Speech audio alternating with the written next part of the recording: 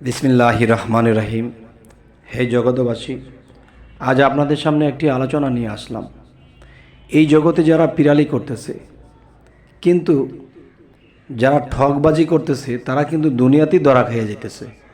আখিরাতে তো ধরা খাবেই, তা দুনিয়াতেই ধরা খায় এবং ভক্তদের হাতে দেখা যায় পানিশমেন্ট হতে হয়, পিরালি ছেড়ে দিয়ে দেশ ছেড়ে পলাতে হয়। সেটা হলো কি, পিরালি করতে হলে স্বপ্নের ব্যাখ্যা জানতে হবে, ভক্তের অগ্রিম কিছু বলে দিতে হবে, একটা ভালো মন্দ সামনে কি হবে না হবে এটা বলে দিতে হবে। অন্ততপক্ষে 100টা বললে এখান থেকে 85টা ঠিক হতে হবে। একেবারে যদি ভুল হয় তাহলে কিন্তু চলবে না। আজকের যে আলোচনাটি এনেছি আপনাদের সামনে, সেটি আরেকটি বিষয় হলো যে একজন ভক্ত স্বপ্ন দেখেছে। স্বপ্নে দেখেছে যে বাবা, আমি তো অনেক চিন্তায় পড়ে গেছি। কি বাবা? বাবা, আমার ভিটে বাড়ি ছাড়া আমার তো কিছুই নাই। আমি অন্যের জমি জমা করি খাই, কিন্তু আমি স্বপ্নে দেখি আপনার এখানে আমি বড় ষাঁড় গরু আনতেছি, 2 লাখ 2.5 লাখ টাকা দামের। এখন মুর্শিদের বাড়িতে এই ষাঁড় নিয়ে যেতেছি, এটা জবাই করে খাবে নাকি গুরু কি করে খাবে সেটা গুরু জানে। কিন্তু দেখা যায় আমি যে গরিব মানুষ, এখন আমার পক্ষে কি এটা সম্ভব? বাবা, এটা আমি কি দেখলাম বলেন না। এখন গুরু বলতেছে, আরে বেটা, তুই দেখছিস, তুই সার নিয়ে আসবি, তুই দেখছিস তো আনতেছিস, তাহলে তুই নিয়ে আসবি না? আচ্ছা, আজকে না পারিস কালকে আনবি, কালকে না পারিস 2 সপ্তাহ পরে আনবি, দেখেছিস তো এটা আনতেই হবে। তখন ভক্তটি মনে মনে ভাবতেছে, আমি গরিব মানুষ, আমি কিভাবে এটা আনি? আমি তো ঠিকমতো খেতেই পাই না। ভক্তটি মনে মনে চিন্তা করতেছে, আল্লাহ গো, মনে করছি স্বপ্নটা জানি কি বুঝাইছে। এখন গুরুর কাছে বলতে আসছি, এখন 2.5 লাখ টাকা দিয়ে আমার সার দিতে হবে। আমি এত কষ্ট করে চলি, কোত্থেকে পাবো? আমার ছেলে মেয়ের লেখাপড়ার খরচ দিতে পারতেছি না। এখন কি হলো? এখন বাবা, ছোটো মোটো একটা খাসি দিয়ে দিলে হবে না? না, যেটা দেখেছিস তোর সেটাই দিতে হবে।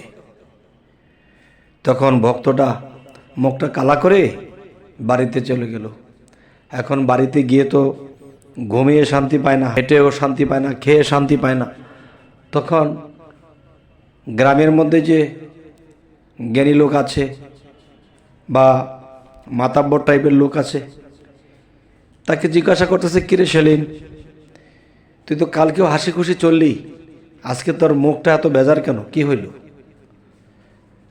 তখন বলতে লাগলো, আমি তো এই স্বপ্ন দেখেছি, এখন আমি গুরুর কাছে বললাম, এখন গুরু বলল 2.5 লাখ 3 লাখ বুঝি না, তুই বাবা স্বপ্নে দেখেছিস, তুই গরুটা দিয়ে দে।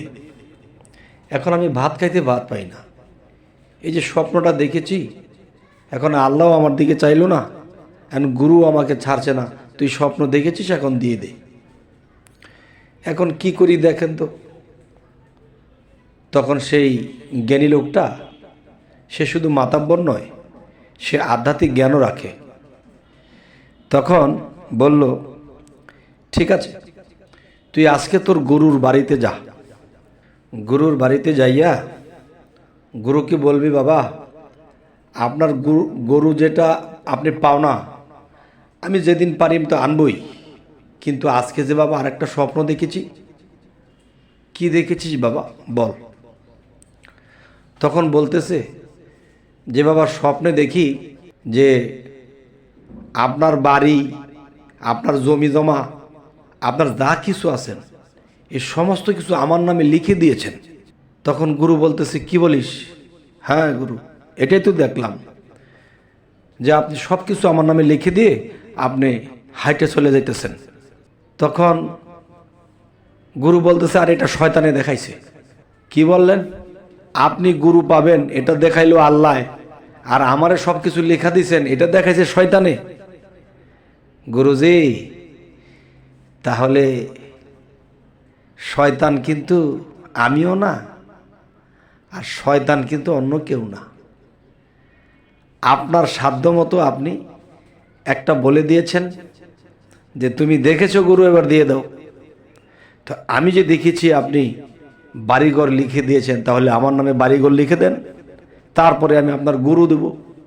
তখন বলতেছে, বাবা তোর গুরুরও দরকার নাই আর আমার বাড়ি লেখা দেওয়া দরকার নাই। তার মানে এখানে স্বার্থবাদী, নিজে লোভ করে কখনো পিরালি করা যায় না। আর এগুলা যারা করে তারা দুনিয়াতেই ধরা খেয়ে যায় এবং আখিরাতে তো ধরা খাবেই। তো এখন কথা হলো, এরকম ব্যাখ্যা যারা দেয়, ব্যাখ্যার মাধ্যমে নিজের স্বার্থটাকে বেছে নিচ্ছে। আবার দেখা যায় সত্যিকার অর্থে যারা স্বপ্নের ব্যাখ্যা দেয়, স্বপ্নের ব্যাখ্যাগুলো এরকম হবে না। কারণ একটা স্বপ্ন দেশের রাজা দেখেছে, আবার একটা স্বপ্ন, একই স্বপ্ন একটা রিক্সাওয়ালা দেখেছে।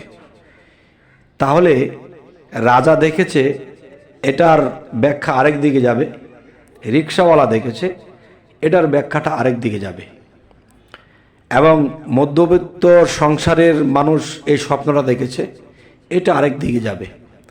এখন যেই লোকটি নিজে খাইতে পায় না, 2.5 লক্ষ টাকা দিয়ে সে গরু কি করে আনবে? এই ব্যাখ্যাটা গুরু কেমন করে দিল, আবার গরু দেওয়ার জন্য চাপ দিল।